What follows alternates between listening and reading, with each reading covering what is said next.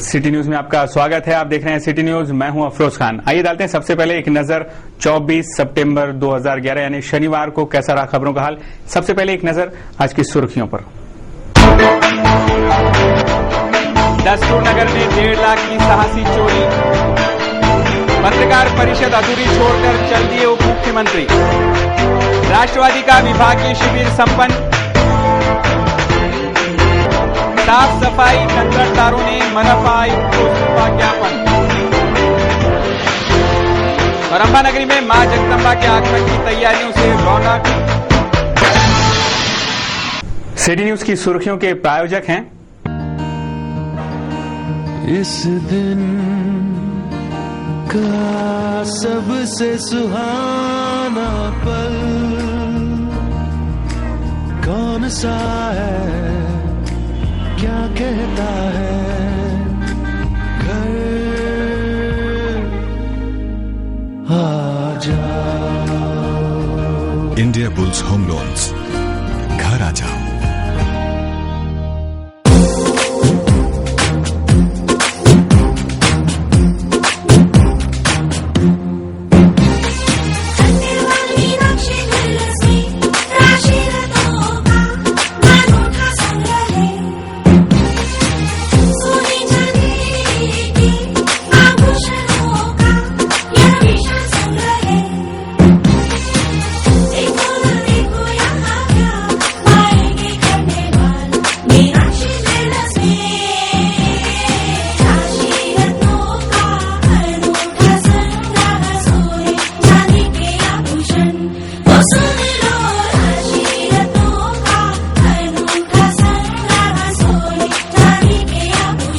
Khandelwal Meenakshi jewellers, धान की सुविधा भी यहाँ उपलब्ध है।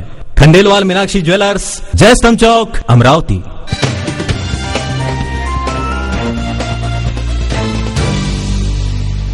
सिटी न्यूज में फिर से आपका हार्दिक स्वागत है। अब देखते हैं शहर का आईना एवं विस्तृत समाचार।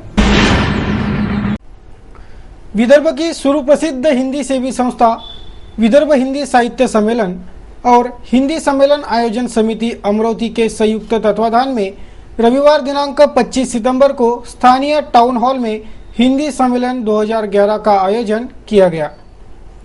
विधायक जगदीश गुप्ता, अंतर्राष्ट्रीय हिंदी विश्वविद्यालय वर्धा के कुलपति विभूति नारायण राय, अमरावती विश्वविद्यालय के कुलपति मोहन खेड़कर, प्रखर समाजसेवी उमेश चौबे, महाराष्ट्र राज्य हिंदी साहित्य अकादमी के doctor Shankar Bundele, UCN city news के प्रबंध संपादक चंदू सोजतिया आदि मान्यवर इस हिंदी सम्मेलन के उद्घाटनीय अवसर पर प्रमुखता से उपस्थित थे। विधिवत उद्घाटनीय समारोह के पश्चात हिंदी भाषा की सेवा में योगदान दे रहे मान्यवरों का सम्मान समारोह भी उपस्थित मान्यवरों के हस्ते किया गया। विधायक जगदीश गुप्ता सहित उपस्थित मान्यवरों ने हिंदी सेवा के लिए यूसीएन सिटी चैनल के प्रबंध संपादक चंदू सोजतिया, दैनिक अमरावती मंडल के संपादक अनिल अग्रवाल, हिंदी साहित्य अकादमी के सदस्य डॉक्टर शंकर बुंदेले, आरसीएन के प्रबंधक राजेश महेंद्र कुमार जैन का शाल श्रीफल और स्मृति चिन्ह देकर हृदय स्पर्शी सम्मान किया। उपस्थित मान्यवरों ने अपने विचार प्रकट कर इस आयोजन की सराहना भी की। इस दौरान सत्कार मूर्ति चंदू सोजतिया के हस्ते हिंदी प्रचार पुस्तक एवं पत्रकार शिरोमणि के फलक का विमोचन भी किया गया। किरण जोशी, विजय व्यास, सिरंगजी चांडक सहित कई प्रतिष्ठित मान्यवर हिंदी प्रेमी इस सम्मेलन दौरान उपस्थित थे। उद्घाटनीय समारोह, सम्मान समारोह के उपरांत हिंदी संगोष्ठी, नृत्य नाटिका एवं हिंदी कवि सम्मेलन का आयोजन भी हिंदी सम्मेलन 2011 दौरान संपन्न हुए, जिन्हें खूब सराहा गया। कि दुनिया की जो सबसे बोली जाने वाली भाषाएं हैं उनमें इस समय तीसरे नंबर पर हिंदी का स्थान है। दुनिया भर में लगभग 200 विश्वविद्यालय ऐसे हैं भारत के बाहर के जहां हिंदी की उपस्थिति किसी न किसी रूप में है। हिंदी या तो हिंदी भाषा के तौर पर पढ़ाई जा रही है या साउथ एशियन स्टडीज के विभाग के तौर पर पढ़ाई जा रही है, कहीं इंडोलॉजी का भाग है। हम दुनिया भर में जो हिंदी के अध्यापक हैं, जो विदेशी हिंदी अध्यापक हैं, जो हिंदी को एक विदेशी भाषा के तौर पर पढ़ाते हैं, उनको हमने अपने यहाँ बुलाना शुरू किया है और उनके साथ बैठ करके समझने की कोशिश हम कर रहे हैं कि हिंदी एक विदेशी भाषा के तौर पर पढ़ाने में उनको क्या दिक्कतें आ सकती हैं। बहुत सारी विशेषताएं हैं हिंदी की जो दूसरी भाषाओं में नहीं है, जैसे जेंडर अपने आप में जो लिंग है वो हिंदी की अपनी एक ऐसी विशेषता है जो बहुत सी भारतीय भाषाओं में ही नहीं है, और दुनिया की ज़्यादातर भाषाओं में जेंडर का उस तरह से इस्तेमाल नहीं होता जिस तरह से हिंदी में होता है। तो सीखने के लिए वर्धा सबसे अच्छा स्थान इसलिए है कि यहाँ पर हम बाजार में जाते हैं तो जब हम हिंदी बोलने की कोशिश करते हैं तो कोई हमसे अंग्रेजी नहीं बोलता। क्या हो रहा था और जिस फर्राटेदार अंग्रेजी में वो व्याख्यान दे रहे थे तो मैं उस समय लज्जा महसूस कर रहा था। मैं भाषा से द्वेष नहीं करता, लेकिन लज्जा महसूस करने का जो मेरा कारण था वो ये था कि आप महात्मा गांधी अंतर्राष्ट्रीय विश्वविद्यालय के कुलपति हैं, आपकी कुछ अपनी जिम्मेदारियां हैं हिंदी को प्रस्तावित करने की, और आप अंग्रेजी में बोल रहे हैं अपनी विद्वता का अगर वहां प्रदर्शन कर रहे हैं तो मुझे अंग्रेजी से द्वेष की बात नहीं है, लेकिन मेरे मन में जो टीस उठी उसका कारण ये था क्योंकि हम शुरू से डॉक्टर राम मनोहर लोहिया के विचारों से प्रेरित होकर इस समाज में काम कर रहे हैं। और हमने उनसे कहा खड़े होकर के कि माननीय मैं जानना चाहता हूं आपको हिंदी आती है कि नहीं। बोले आपको अंग्रेजी का परिचय देने की आवश्यकता क्या, और हम लोग सब हिंदी समझते हैं। यहाँ बैठे तमाम मराठी भाषी लोग, हिंदी भाषी लोग अंग्रेज नहीं है। आप बोलिए, आप हिंदी में बोलिए, सब समझेंगे। अगर आपको मराठी नहीं आती तो कोई आपत्ति नहीं, लेकिन आप हिंदी में तो बोलिए। और उसके बाद उन्होंने हिंदी में व्याख्यान दिया। मैंने यह उल्लेख केवल इसलिए किया कि हमारी जो व्यक्तिगत भूमिका है उस भूमिका पर हमको गंभीरता से विचार करने का समय आ गया। केवल हम कुछ बोले, आप कुछ सुने और सुनने के बाद कोई निर्णय मन में न करें तो ये दुखद इसका पहलू हो सकता है। क्योंकि हम हमारे घर में कितना हिंदी का उपयोग करते हैं, हम हमारे बच्चों को कितना हिंदी माध्यम से शिक्षित करते हैं, हम हमारे घर में हमारे बच्चों को हमारी जो परंपराएं हैं, हमारी जो संस्कार देने की पद्धत है वो हमने हमारे घर में शुरू रखी है या नहीं, इसका यदि हम चिंतन करेंगे तो निश्चित रूप से हमें यह पता चलेगा कि यह कार्यक्रम हम आने वाले 4 पीढ़ी के बाद में हमारी जो पीढ़ी आएगी वो निश्चित रूप से यहाँ पे आंग्ल भाषा में, अंग्रेजी भाषा में यह दिवस मनाएगी, ऐसा मुझे आज दिखता है। आज भी हिंदी में जब कोई बोलने खड़ा होता है मेरे सहित अनेक लोग, तो अनेक शब्द ऐसे हैं, उसका हिंदी में क्या शब्द है ये बोलने के लिए 2 मिनट के लिए, 2 क्षणों के लिए, मिनट आ ही गया है अंग्रेजी शब्द, 2 क्षण हमें विचार करना पड़ता है। जैन सोशल ग्रुप द्वारा आयोजित डांस स्पर्धा हाल ही में संपन्न हुई। जैन सोशल ग्रुप द्वारा अमरावती शहर में रंगारंग कार्यक्रमों की मेजबानी दी गई है। स्थानीय साइंस कोर मैदान में ग्लोबल विलेज, इस कार्यक्रम में राजस्थानी डांस, गुजराती डांस तथा विभिन्न राज्यों के लोक कलाओं का विशेष कार्यक्रम हाल ही में संपन्न हुआ।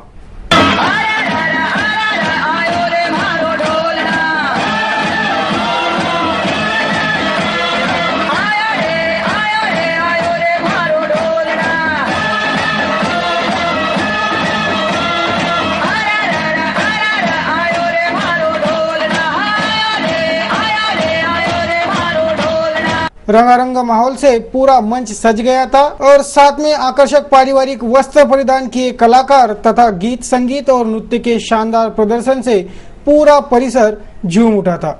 इस कार्यक्रम में बुलिदान मतिमंद स्कूल के छात्र तथा केसरिया ग्रुप और रंगीला राजस्थानी ग्रुप ने राजस्थानी डांस प्रस्तुत किए। इस प्रतियोगिता में पद्मा गट्टानी और मनीषा सिकिची मुख्य परीक्षक के रूप में उपस्थित थे। इस कार्यक्रम को सफल बनाने में जैन सोशल ग्रुप के पदाधिकारियों का विशेष योगदान रहा।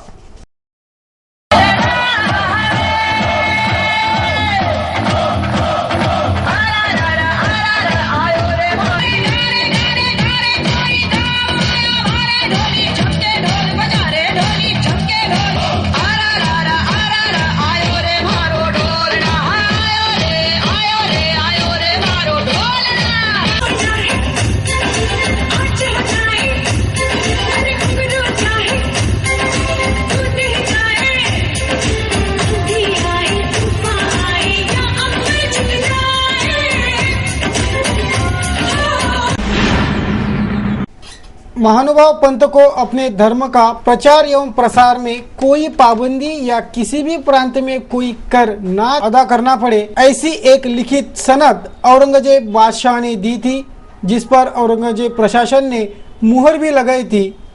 वो लिखित सनद आज भी अंबा नगरी में सही सलामत रखी गई है। वह सनद पंथ के साधु संतों से जिजिया कर हटाने के लिए दी गई थी।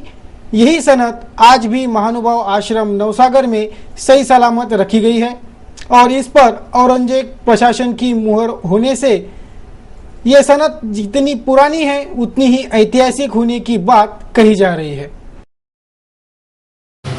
आमच्या पूर्वजांनुसार असे पूर्वज सांगतात का ही जी सनद दिलेली आहे औरंगजेब बादशाहांकडून प्राप्त झालेली आहे आणि तेव्हा तो जिजिया कर म्हणून एक कर लावण्यात येत होता। हा कर पासून सूट मिळावी हा ते मागचा उद्देश होता। तसेच आमचे जे साधू संत राहतात त्यांची नेण्याची व्यवस्था, राहण्याची व्यवस्था त्यांनी करावी हा उद्देश त्या सनद म्हणजे सनद देण्याचा हेतू होता। ही जी सनद आहे ती औरंगजेब बादशाहानी त्यावेळेचे औरंगजेबाच्या काळात जे कारंजेकर महंत होते त्यांना ती सनद दिलेली आहे।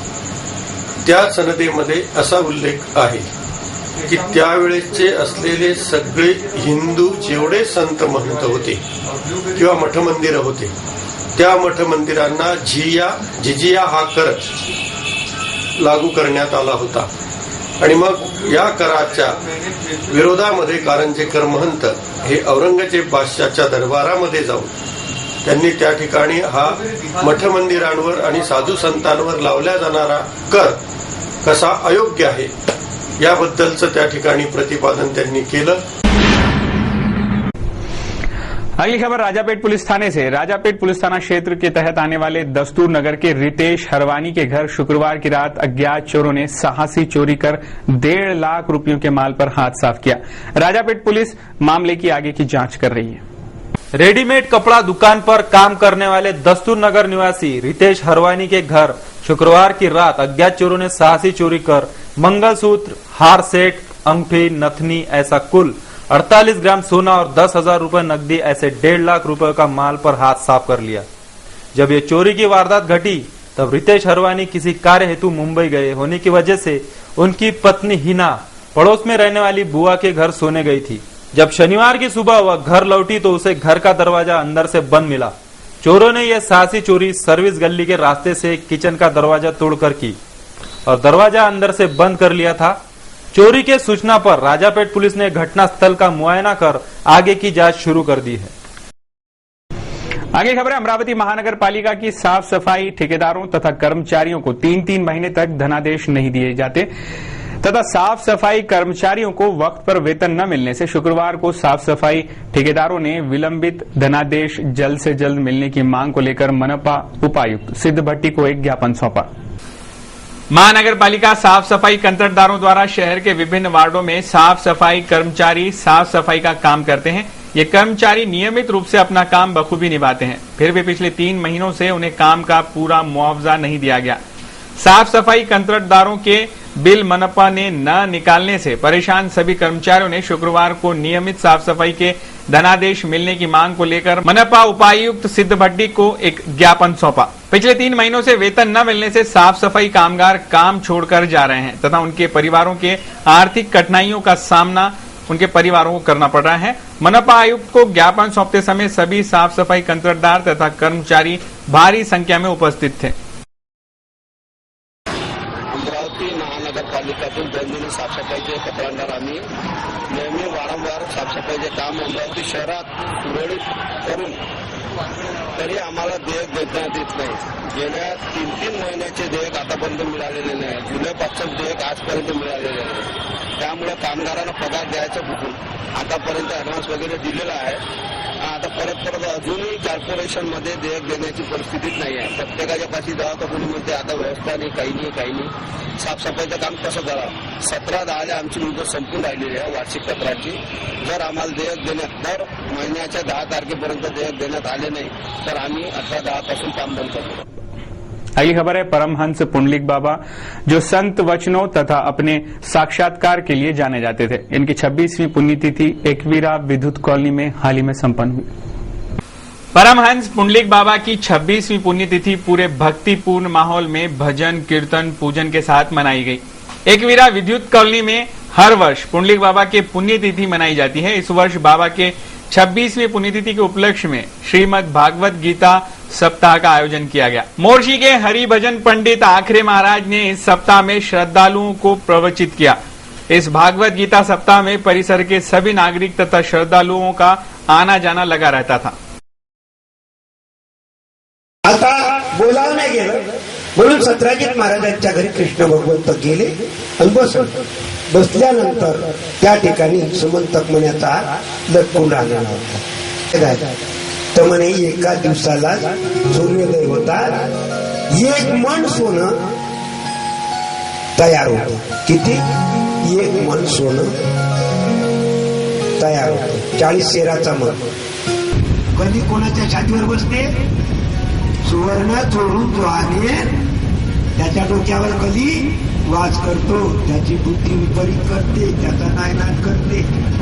म्हणून सुवर्ण चोरून आणूच नाही, आणि सापडलं तरी सुवर्ण अपशकुन आहे। अगली खबर है खिजरा एंटरप्राइजेज द्वारा संचालित वोडाफोन स्टोर्स का शुक्रवार की शाम 7 बजे आयोजित उद्घाटन समारोह से शुभारंभ किया गया। पुलिस कमिश्नर अमितेश कुमार के हस्ते ये उद्घाटन समारोह संपन्न हुआ। शुक्रवार की शाम 7 बजे स्थानीय शेगांव नाका स्थित विनस प्लाजा के शॉप नंबर 38 में खिजरा एंटरप्राइजेज द्वारा संचालित वोडाफोन स्टोर का शानदार उद्घाटन समारोह संपन्न हुआ। पुलिस कमिश्नर अमितेश कुमार के हस्ते संपन्न हुए इस शुभारंभ समारोह में वोडाफोन स्टोर के संचालक मोहम्मद अल्ताफ, नाजिम खातिब, रिटेल मैनेजर राहुल मुरे, ब्रांच मैनेजर सागर डोबड़े प्रमुखता से उपस्थित थे। ये वोडाफोन स्टोर ग्राहकों के सुविधा के लिए तत्पर रहेगा, ऐसी जानकारी राहुल मोरे ने इस अवसर पर दी। वाणिज्य समीक्षा सिटी न्यूज। यहाँ से कस्टमर पोस्टपेड, प्रीपेड जितने भी वैल्यू सर्विसेज है वोडाफोन को उपलब्ध करा के देता है, वो मिल सकता है, वो यहाँ से प्राप्त कर सकता है। किसी भी प्रॉब्लम हो या कुछ भी इशू हो वो यहाँ से रिजॉल्व हो सकता है। सिम कार्ड रिप्लेसमेंट करवा सकता है यहाँ से, कोई भी इशू हो तो यहाँ से वो रिजॉल्व हो सकता है। कस्टमर कहीं का भी हो वो यहाँ से उसका जो भी इशू है वो रिजॉल्व कर सकता है। ऐसा जरूरी नहीं कि वो अमरावती का ही हो, कहीं से भी, नागपुर से, मुंबई से, कहीं से भी आकर वो बिल पेमेंट भी करवा सकता है, और अगर प्रॉब्लम है उसको तो वो रिजॉल्व हो सकता है। अगली खबर बेनोडा से। बेनोडा परिसर में एक सार्वजनिक नाली पर किए गए अतिक्रमण से परेशान जानकाबाई महाजन ने अतिक्रमण हटाने की मांग की है। बेनोडा परिसर में मनपा सार्वजनिक नाली पर परिसर के पंजाब पुनाजी कारे ने अवैध बांधकाम किया। इतना ही नहीं बल्कि नाली पर संडास बाथरूम भी निकाला। इस वजह से नाली पूरी तरह जाम हो गई है तथा नाली के अंदर का गंदा पानी रास्तों पर बह रहा है, जिसके चलते परिसर में गंदगी फैलकर स्थानीय निवासियों का स्वास्थ्य खतरे में आ रहा है। इन सभी परेशानियों से तंग जानकीबाई राजाराम महाजन ने पंजाब पुनाजी काड़े के खिलाफ पुलिस स्टेशन तथा मनपा आयुक्त को कंप्लेन दी है। फिर भी अतिक्रमण हटाने के काम में दिरंगाई हो रही है, इसलिए जल्द से जल्द सार्वजनिक नाली पर किया अतिक्रमण हटाने की मांग जानकीबाई महाजन ने की है। तर मी कसं म्हटलं ते तेवढं मातीचं पाण्याचं हे कंप्लीट आहे ना, तेवढ्या मी खूप तक्रारी दिल्या, तक्रारी काही त्या काढून राहिले नाहीये।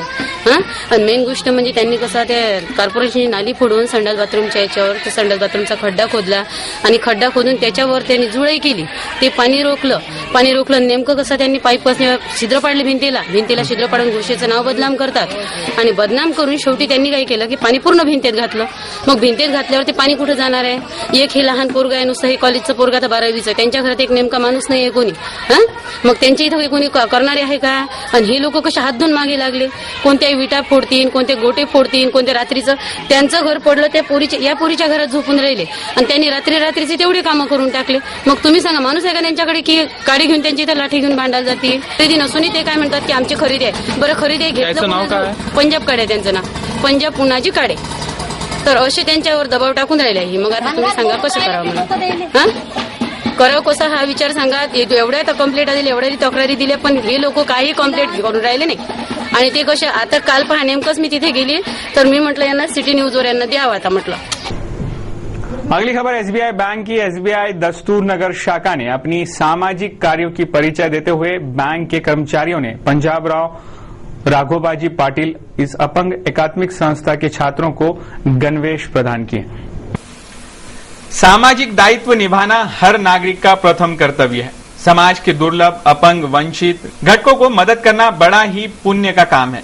बैंक वित्तीय सेवा के साथ सामाजिक उपक्रमों द्वारा अपना सामाजिक उत्तरदायित्व बखूबी निभाने वाली एसबीआई दस्तूर नगर की शाखा द्वारा पंजाब राव राघोबाजी पाटिल अपंग एकात्मिक विकास संस्था के छात्रों को गणवेश तथा अन्य शैक्षणिक साधन सामग्री मुहैया कराई गई।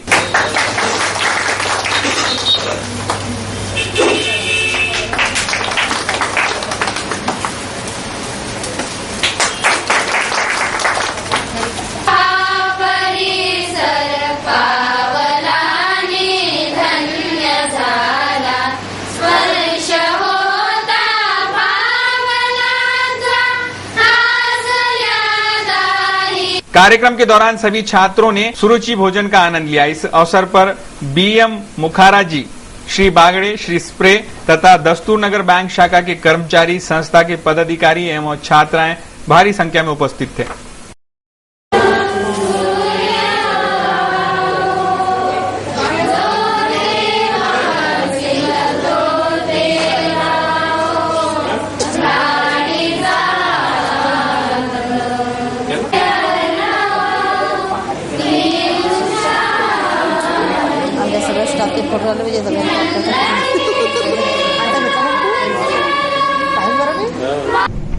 अगली खबर है और सबसे बड़ी खबर है, राष्ट्रवादी कांग्रेस पार्टी का विभागीय शिविर हाल ही में स्थानीय सांस्कृतिक भवन में संपन्न हुआ। शिविर में महाराष्ट्र राज्य के उप मुख्यमंत्री अजित पवार, सार्वजनिक बांधकाम मंत्री छगन भुजबळ, अन्न व औषधि मंत्री अनिल देशमुख सहित राष्ट्रवादी के विभागीय स्तर के मान्यवर प्रमुखता से उपस्थित थे। शनिवार की सुबह 9 बजे से स्थानीय सांस्कृतिक भवन में आयोजित राष्ट्रवादी कांग्रेस के विभागीय कार्यकर्ता शिविर की शुरुआत हुई।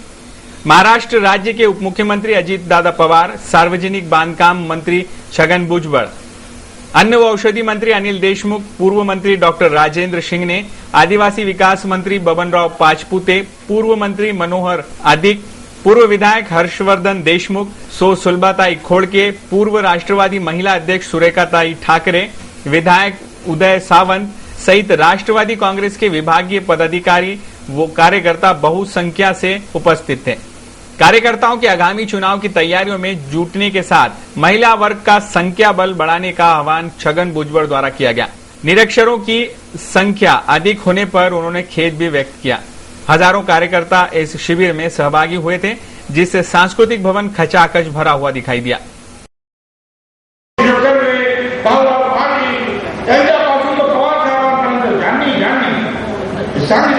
की या महिला ज्या आहेत त्यांना तुम्ही शिकवा, त्यांना संधी द्या, निश्चितपणे ते तुमच्या सारख्या कार्यक्षम आणि ते खरंच आमच्या बहिणीच्या विद्यार्थ्यांचं आहे गरज आहे। सकाळपासून संध्याकाळपर्यंत सगळं काम काय आमच्या बहिणी करतच असल्या, फक्त आमच्या पुरुषांची एक जी आहे मानसिकता अशी झालेली असते की किती पूर्वी जातात 5,000 वर्षाचा इतिहास पाहिला तरी सगळ्यांना आम्ही देवीची रुपये होता शिक्षक सरस्वती मुलींना शिकवायचं नाही।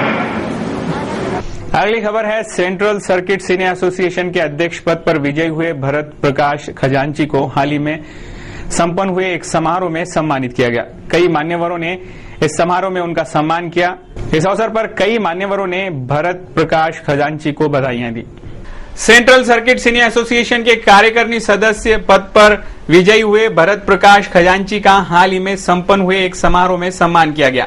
जो है पूरा राजस्थान, पूरा एमपी और विदर्भ, छत्तीसगढ़, महाकौशल, खानदेश को रिप्रेजेंट करते हैं। इस संस्था में मैं करीब 20-22 साल से चुन के आ रहा हूँ और आप लोगों का सहयोग हमेशा मिलता है, इसी कारण मैं आगे बढ़ा हूँ और आगे भी आप सभी संघ का सहयोग मिलेगा, मैं ऐसी आशा करता हूँ और आपसे प्रार्थना करता हूँ।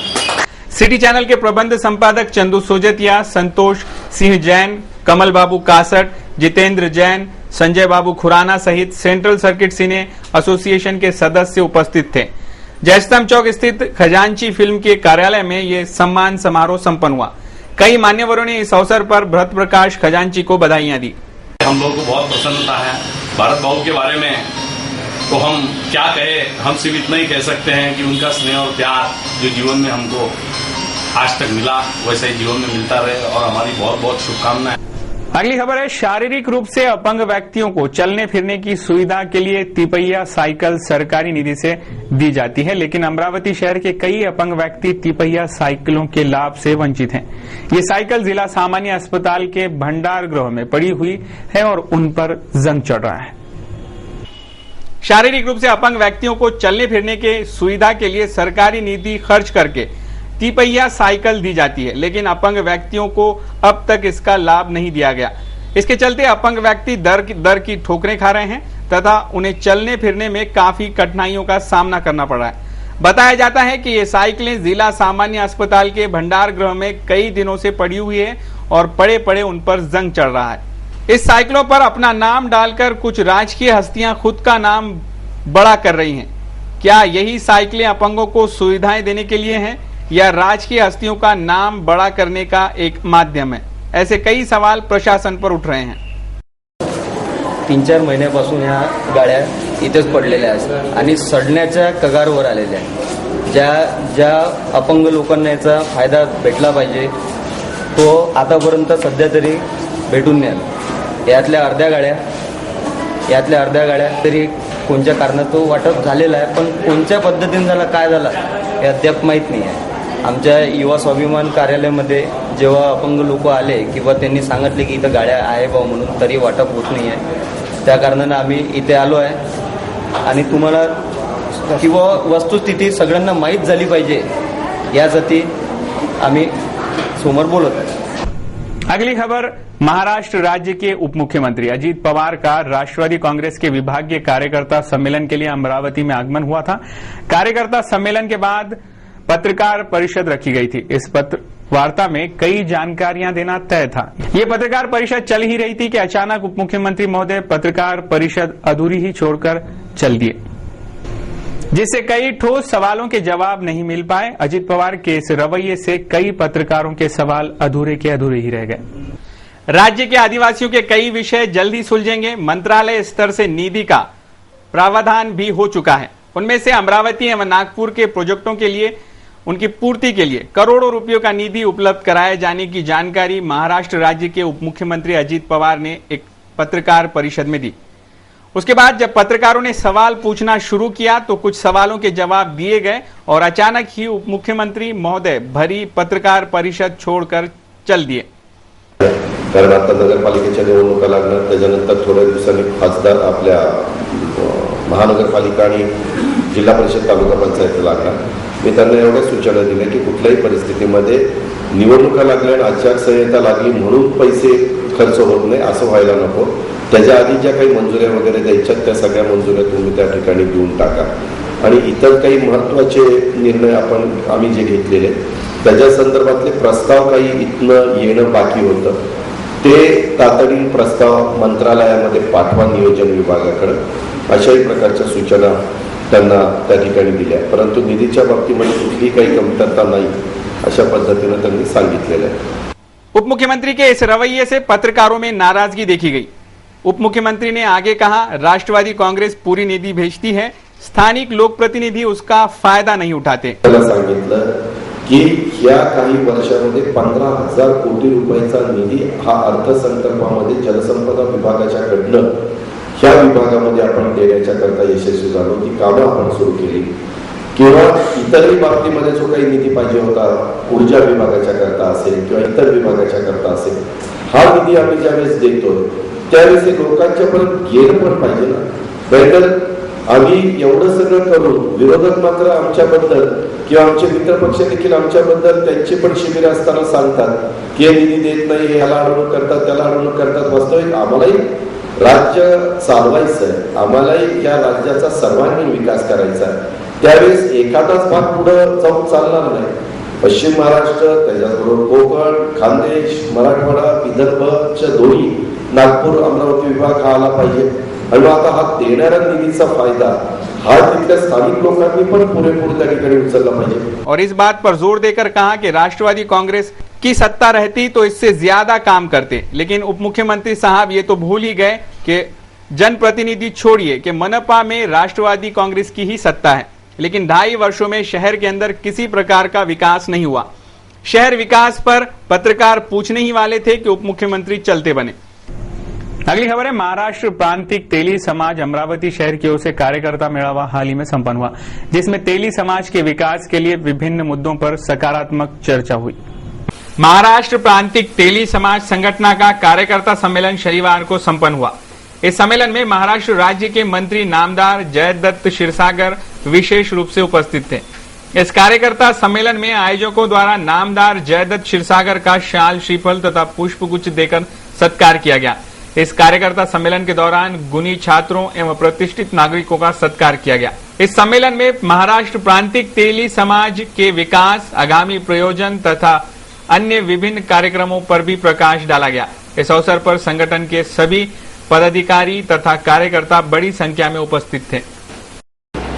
फक्त चंदीगड आणि पंजाब याचा अपवाद जर सोडला तर सगळीकडे आपला समाज वेगवेगळ्या नावानं वेगवेगळी स्थानिक ओळख, स्थानिक आडनाव घेऊन आपापल्या क्षेत्रामध्ये अतिशय समर्थपणे काम करतोय, त्या प्रोत्साहन करतो आणि त्या विखुरलेल्या समाजाला संघटित करतो आणि त्याच्यामध्ये मग सामाजिक त्या कुप्रथा आहेत, गुंडाबंदीच्या बाबतीत असेल, सामुदायिक विवाहाच्या बाबतीत संकल्पना असतील किंवा जे छात्र आणि छात्रा आहेत ते मुलं मुली चांगलं शिकतात त्यांचा गुणगौरव असेल, त्यांच्या हॉस्टेलच्या बाबतीत असेल, प्रत्येक राज्याच्या राजधानीच्या ठिकाणी वसतिगृह आणि समाजाचं मंगल कार्य होणं असेल, या सगळ्या बाबींसाठी सातत्याने पाठपुरावा करतो. एवढंच नव्हे तर जसं एससी आणि एसटीला घटनेमध्ये आरक्षण आहे, वेगळं कलम आहे, एससी करता एक कलम आणि एसटी करता एक कलम आहे, तसं ओबीसी करता एक कलम असावं, त्याच्यामध्ये समाजाचा समावेश व्हावा असा महाराष्ट्र राज्याच्या मंत्रिमंडळाने ठराव करून केंद्र सरकारकडे पाठवला.